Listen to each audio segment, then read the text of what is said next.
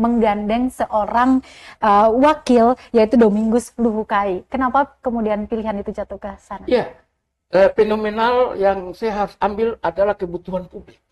Di mana milenial itu tidak bisa dilupakan daripada pengkaderan generasi bangsa ini, terutama generasi Maluku.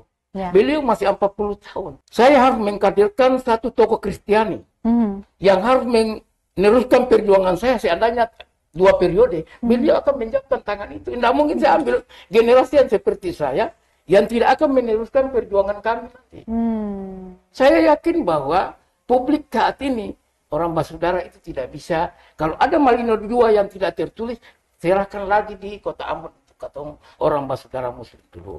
Saya menghormati selama 60 tahun ini, ketemu Basudara sudah memimpin. Saat inilah, mari ketemu Semperu dalam sidang ada, Semperu dalam Malino, bagi Sagu Salempeng ketemu bagi atau